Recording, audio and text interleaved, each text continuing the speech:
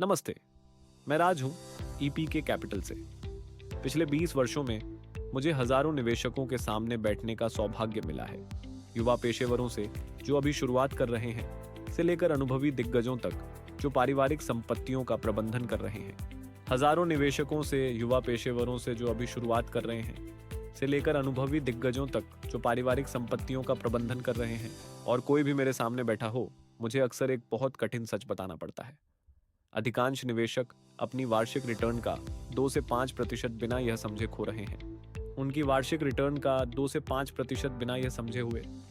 जब पोर्टफोलियो कम प्रदर्शन करते हैं तो हम तुरंत बाजार को दोष देते हैं। हम वैश्विक घटनाओं, ब्याज दरों या एक खराब स्टॉक टिप को दोष देते हैं, लेकिन बहुत ही कम हम मौन रिसाव पर ध्यान देते हैं। हमारे अपने डिमैट और ट्रेडिंग खातों के अंदर हो रहा है। आज हम इसके अंदर झांकने जा रहे हैं।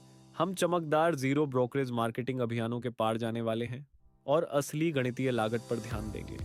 भारत में 2026 में निवेश करने के बारे में, क्योंकि ईपी के कैपिटल में हमारा सिद्धांत सरल है। हम केवल शेयर नहीं खरीदते, हम पीढ़ियों के लिए संपत्ति बनाते हैं। और मैं आपको बताना चाहता हूँ, आप बस पीढ़ियों की संपत्ति नहीं बना सकते यदि जिस बाल्टी का आप उपयोग कर रहे हैं उसमें छेद है। चलिए उन छिद्रों को बंद करते हैं। हम सभी मुफ्त शब्द को पसंद करते हैं, यह मानव स्वभाव है। पिछले 1 दशक में डिस्काउंट ब्रोकरों ने डिलीवरी ट्रेड्स पर शून्य ब्रोकरेज देकर भारतीय बाजार में क्रांति ला दी है। लेकिन हमें याद रखना चाहिए, एक ब्रोकर एक व्यवसाय है। वे एक चैरिटी नहीं चला रहे हैं। यहाँ तक कि जब आपकी ब्रोकर फीस तकनीकी रूप से शून्य हो, आप अभी भी एक बड़े खिलाड़ी द्वारा प्रभावित हो रहे हैं। प्रतिभूति लेन देन कर या एसटीटी। सरकार स्वचालित रूप से एसटीटी एकत्र करती है हर बार जब आप लेन देन करते हैं। और अगर आपने अप्रैल 2026 के अपडेट पर ध्यान दिया है तो आप जानते हैं कि नियम बदल गए हैं। जबकि डिलीवरी एसटीटी 0.1% पर बना हुआ है। डेरिवेटिव्स व्यापारियों को बाजार की अटकलों को रोकने के लिए एक बड़ा बढ़ोतरी दी गई है। यदि आप फ्यूचर्स में व्यापार कर रहे हैं तो आपका एसटीटी 150% बढ़कर अनुबंध मूल्य का 0.05% हो गया है। ऑप्शन ट्रेडर्स भी नहीं बचे हैं, या विकल्प प्रीमियम पर एसटीटी 50% बढ़कर 0.15% तक पहुंच गया है। चलिए इसे वास्तविक संख्याओं में देखते हैं। यदि आप RS10 लाख का फ्यूचर्स कॉन्ट्रैक्ट खरीदते और बेचते हैं तो आप केवल स्टैंप ड्यूटी में RS500 चुका रहे हैं। यदि आप ऑप्शंस बेचते हैं के साथ केवल RS1 लाख का प्रीमियम, आप तुरंत RS150 खो देते हैं। यह सिर्फ स्क्रीन पर छोटे प्रतिशत नहीं है, ये आपके कार्यशील पूंजी पर सीधे गैर परिवर्तनीय प्रभाव है।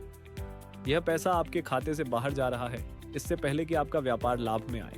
अब आप सोच रहे होंगे, राज, मैं फ्यूचर्स और ऑप्शंस का व्यापार नहीं करता, मैं एक दीर्घकालिक निवेशक हूं, यह मुझ पर लागू नहीं होता।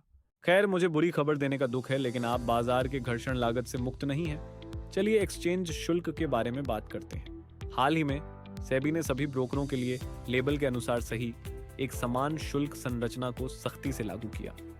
पहले विशाल छूट ब्रोकर एनएसई और बीएसई से मात्रा आधारित छूट प्राप्त करते थे। आज वह छिद्र बंद हो गया है। सभी एक समान समतल दर का भुगतान करते हैं। वर्तमान में एनएसई हर लाख के विकल्प प्रीमियम के व्यापार पर लगभग RS प्रॉपर्टीज और नकद बाजार में लगभग RS3 चार्ज करता है। इसके अलावा सीबी अपनी नियामक गतिविधियों को वित्त पोषित करने के लिए अपना खुद का टर्नओवर शुल्क लेता है। व्यक्तिगत रूप से ये पैसे के अंश की तरह लगते हैं, लेकिन अगर आप एक सक्रिय निवेशक हैं या एक उच्च आवृत्ति व्यापारी हैं जो हर महीने RS 50 लाख का कारोबार करते हैं, तो ये छोटी शुल्क तेजी से बढ़ जाती है। वे आपके समग्र वार्षिक विकास दर के खिलाफ एक निरंतर प्रतिकूल हवा के रूप में कार्य करते हैं। चलिए उस शुल्क की ओर बढ़ते हैं जिसके बारे में कोई बात नहीं करता। इसे डीपी चार्ज या डिपॉजिटरी प्रतिभागी चार्ज कहा जाता है। जब भी आप लंबे समय के लिए एक शेयर खरीदते हैं तो यह एक इलेक्ट्रॉनिक वॉल्ट में रखा जाता है, NSDL या CDSL जैसे डिपॉजिटरी द्वारा प्रबंधित। हर बार जब आप उस वॉल्ट से कोई स्टॉक बेचते हैं तो डिपॉजिटरी एक निश्चित शुल्क लेती है। आज यह आमतौर पर RS13 से RS20 के आसपास होता है, करों के अलावा। यहाँ एक बात है, यह मायने नहीं रखता कि आप 1 शेयर बेचते हैं या 10,000 शेयर। प्रति कंपनी प्रतिदिन शुल्क लगाया जाता है। कल्पना करें कि आप एक शुरुआती निवेशक हैं। आपको आपातकाल के लिए RS 5000 मुक्त करने की आवश्यकता है। उस पैसे को पाने के लिए आप अपनी 10 अलग अलग कंपनियों में से एक शेयर बेचते हैं। हालांकि आपकी कुल निकासी छोटी है, आपको 10 अलग अलग डीपी चार्जेस का सामना करना पड़ेगा। यह आसानी से RS 150 से RS 200 तुरंत खत्म हो जाएगा। आपने बस पूंजी का 3 से 4% खो दिया। यह खुदरा पोर्टफोलियो का चुप्पा हत्यारा है। और निश्चित रूप से हम हर लेन देन में अपने चुप्पे साझेदार। सरकार को नहीं भूल सकते। हमने जो कुछ भी अभी बात की, brokerage, exchange charge, SEBI fees, DP charge, इन सभी पर 48% जीएसटी लगता है। हाँ, आपने सही सुना, आप अपनी फीस पर भारी कर चुका रहे हैं। फिर एमसी है, वार्षिक रखरखाव शुल्क। किताब में सबसे पुराना चाल तब होती है जब ब्रोकर आपको फ्री डीमैट अकाउंट की पेशकश करते हैं और पहले वर्ष के लिए एमसी माफ कर देते हैं। दूसरे वर्ष तक वे चुपचाप हर साल आपके जुड़े बैंक खाते से आर्स 300 से आर्स 1000 की राशि काटना शुरू कर देते हैं। मैं देखता हूँ कि निवेशक 4 या 5 खाते खोल रहे हैं सिर्फ इसलिए कि एक यूट्यूबर ने उन्हें एक रेफरल लिंक दिया या उन्होंने सोचा कि वे विविधता ला रहे हैं।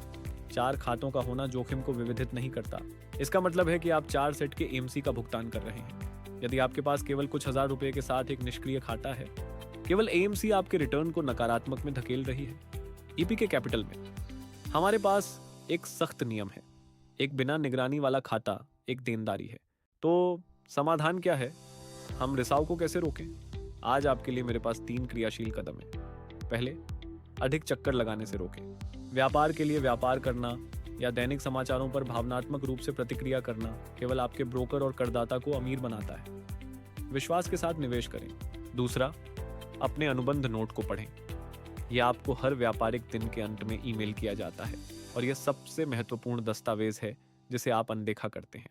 नेट प्रॉफिट पंक्ति को नजरअंदाज करें और करों और शुल्कों का विवरण देखें।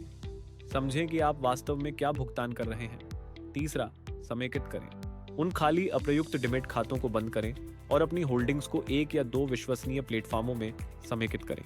धन केवल कमाई के बारे में नहीं है। धन पूरी तरह से इस बात पर निर्भर करता है कि आप कितना रखते हैं। आप अपने पैसे के लिए बहुत मेहनत करते हैं, इसलिए इसे छिपे हुए खर्चों में बर्बाद नहीं होने देना चाहिए। ईपी के कैपिटल में हमारी संपत्ति प्रबंधन रणनीतियां अत्यधिक कर कुशल और कम रिसाव वाली होती है। हम आपकी संरचना को अनुकूलित करते हैं। यदि आप अपनी निवेश रणनीति पर एक पेशेवर, निष्पक्ष स्वास्थ्य जांच चाहते हैं तो मैं आपको ईपी के कैपिटल से संपर्क करने के लिए आमंत्रित करता हूं। चलो छिद्रों को भरते हैं, चलो कुछ ऐसा बनाते हैं जो टिके। मैं राज हूं और ये एक खुशी की बात रही। मैं आपको अगले वीडियो में मिलूंगा। खुश निवेश करें।